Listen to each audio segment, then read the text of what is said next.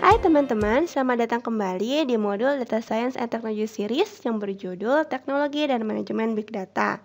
Sebelumnya kita sudah belajar nih seperti apa cara kerja Hadoop secara simpel. Nah, di bagian ini kita akan masuk ke penjelasan mengenai profesi yang berkaitan dengan Hadoop itu sendiri. Sudah siap? Mari kita mulai. Berikut adalah chart yang mengilustrasikan tren pekerjaan yang membutuhkan kemampuan Hadoop dari tahun ke tahun. Jadi di sini bisa dilihat bahwa untuk database Hadoop tetap menjadi yang demand-nya paling tinggi.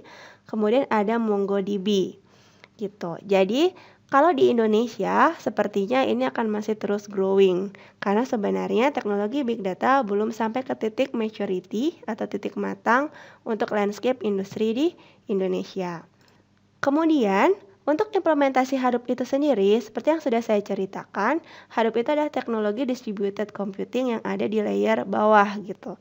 Nah, karena dia banyak sekali configuration filesnya, jadi ada banyak perusahaan yang menjadi distributor dari Hadoop.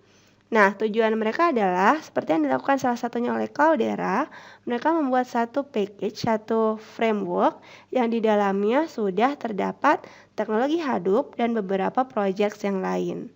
Seperti layer, misalkan ini kalau Scoop dan Flume itu untuk acquisition. Kemudian ada Pick and Hive itu untuk analisis dan sebagainya.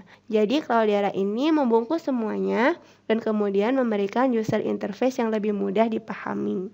Gitu prinsipnya. Nah, karena kemudian dibutuhkan kemampuan khusus, misalkan kalau ini teknologi Cloudera berarti dia harus belajar bagaimana caranya melakukan administration dengan Cloudera gitu misalkan. Jadi banyak sekali pekerjaan di bidang Hadoop yang kemudian meminta spesifik, kamu juga harus bisa skill menggunakan Cloudera misalkan. Gitu. Nah, seperti enterprise system yang lain, ada dua tipe user untuk Hadoop. Jadi ada yang menjadi administrators dan kemudian ada yang menjadi end users. Bedanya apa? Untuk mereka yang sering disebut sebagai data engineer atau kadang-kadang big data administrators, mereka pada dasarnya adalah engineers yang bertanggung jawab pada instalasinya, jadi instalasi Hadoop dan apapun package yang dibutuhkan. Kemudian untuk memanage atau memonitor sistemnya, dan kemudian tuning the system.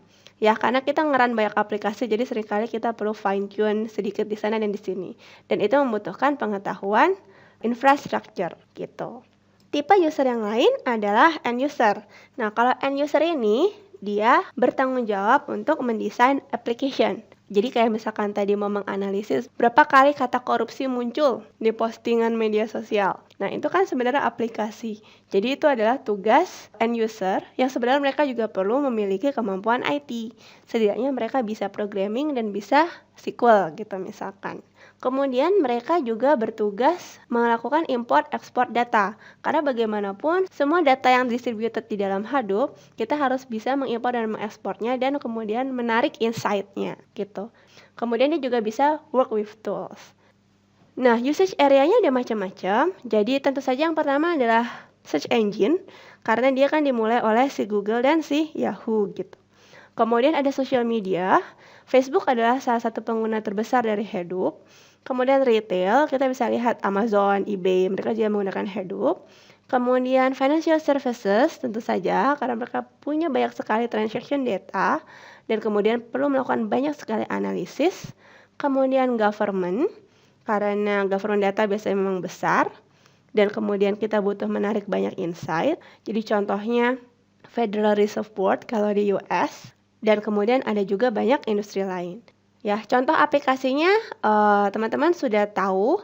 Jadi misalkan untuk advertisement, targeted advertisement, jadi kalau kita tahu behavior user dengan lebih baik, kita bisa memberi rekomendasi yang lebih baik. Kemudian kalau search engine kan kita bisa melakukan grouping dari related documents. Kadang-kadang kita typo gitu kan kalau search sesuatu. Jadi kita bisa lihat pattern dan melakukan grouping. Kemudian kita juga bisa melakukan detection. Misalkan kalau security ya misalkan email yang spam. Seperti apa patternnya gitu. Dan untuk peluang kerja, karena aplikasinya begitu banyak, tentu saja kita bisa mengaplikasikan skill big data kita kemana-mana. Jadi ini adalah contoh perusahaan yang biasa kita lihat, ini kebanyakan memang dari luar negeri, multinational companies, mereka menggunakan big data semua. Jadi ada banking, ada retail, ada teknologi, ada media, kemudian ada supermarket, hypermarket, dan sebagainya. Barusan kita membahas mengenai profesi yang berhubungan dengan Hadoop. Di sesi berikutnya, kita akan membahas lebih dalam mulai dari Apache Hadoop Ecosystem dan proyek-proyek apa saja yang ada di dalamnya. Terima kasih dan sampai jumpa.